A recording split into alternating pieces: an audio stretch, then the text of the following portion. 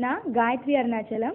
காயு cook டிப்ஸுங்கிற இந்த YouTube channel மூலமாக வாரம் ஒரு ரெசிபியாக பார்த்துட்ருக்கோம்.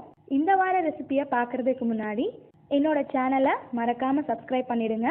பக்கத்தில் இருக்க பெல் சிம்பிளை ப்ரெஸ் பண்ணிடுங்க. என்னோட வீடியோஸ் ரெகுலராக உங்களுக்கு கிடைக்கும். வாங்க இந்த வார ரெசிபி என்னங்கிறத பார்க்கலாம்.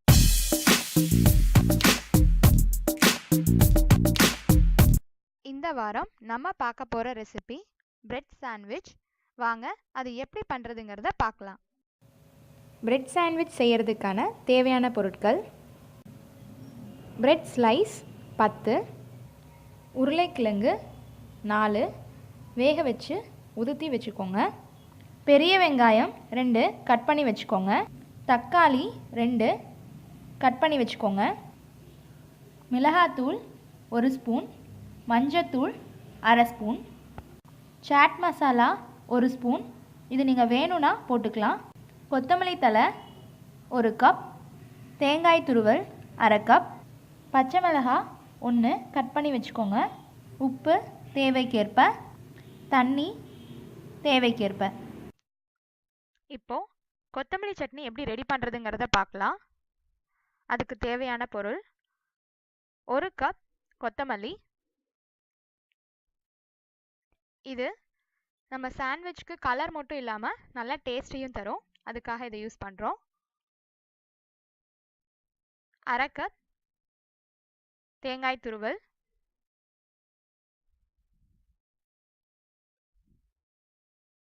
ஒரு பச்சை மிளகாய், லைட்டாக தண்ணி தெளிச்சுக்கோங்க, ஏன்னா இதை கெட்டி பதத்தில் அரைக்கணும், அதுக்காக. தேவையான அளவு உப்பு.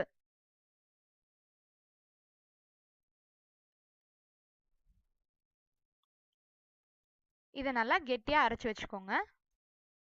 இப்போ கொத்தமல்லி சட்னி தயார். அடுத்து மசாலா எப்படி பண்ணுறதுங்கிறத பார்க்கலாம். வாணலியை நல்லா காய வச்சுட்டு தேவையான அளவு எண்ணெய் ஊற்றிக்கோங்க. இப்போ நம்ம பண்ண போகிற இந்த மசால் தான் நம்ம சாண்ட்விச்சுக்கு நடுவில் வைக்க போகிறோம்.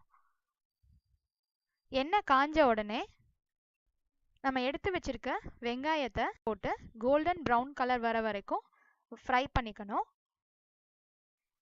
வெங்காயம் வதங்கின உடனே தக்காளி சேர்த்து நல்லா வதக்கிக்கோங்க.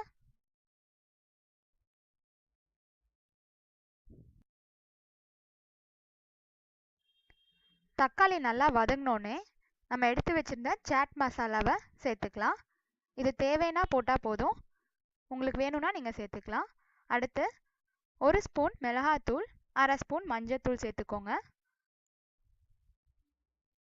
தேவைக்கு உப்பு சேர்த்துக்கோங்க. இப்போ இது எல்லாத்தையும் நல்லா கலந்து விடுங்க.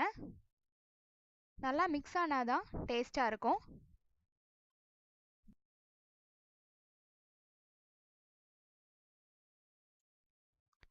ஏற்கனவே வேக வச்சு எடுத்து வச்சிருந்த உருளைக்கிழங்கு எடுத்து நம்ம மசாலா போட்டு நல்லா ஃப்ரை பண்ணிக்கலாம். இது மசாலோட நல்லா கலந்து வரணும், அதனால நல்லா மிக்ஸ் பண்ணிக்கோங்க. உருளைக்கிழங்க மிக்ஸ் பண்ணும்போது இந்த மாதிரி நல்லா ப்ரெஸ் பண்ணி விடுங்க. இது எந்த அளவுக்கு மேஷ் ஆகுதோ அந்த அளவுக்கு மசாலோட நல்லா கலந்து வரும்.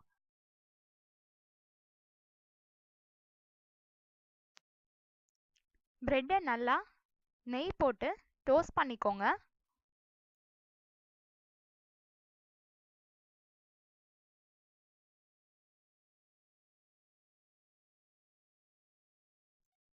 இப்போ சாண்ட்விச் எப்படி பண்ணுறதுங்கிறத பார்க்கலாம். முதல்ல கொத்தமல்லி சட்னி எடுத்து நம்ம பிரெட் மேலே நல்லா ஸ்ப்ரெட் பண்ணி விட்டுக்கோங்க.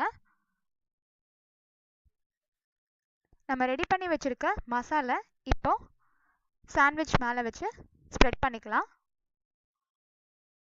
ஸ்ப்ரெட் பண்ணிவிட்டு இன்னொரு பிரெட் ஸ்லைஸை எடுத்து அது மேலே வச்சு நல்லா ப்ரெஸ் பண்ணிக்கோங்க.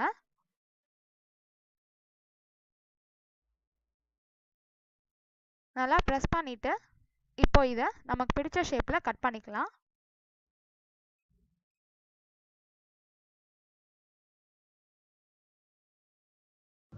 இதோ டேஸ்டியான பிரெட் சாண்ட்விச் தயார். இந்த வார ரெசிபி எல்லாருக்கும் பிடிச்சிருக்கும்னு நினைக்கிறேன். இந்த ஈஸியான ரெசிபியை நீங்களும் செஞ்சு பார்த்துட்டு மறக்காமல் எனக்கு கமெண்ட் பண்ணிடுங்க. இந்த வீடியோ உங்களுக்கு பிடிச்சிருந்தா லைக் பண்ணுங்கள், உங்கள் ஃப்ரெண்ட்ஸ் எல்லாருக்கும் ஷேர் பண்ணுங்கள். நன்றி.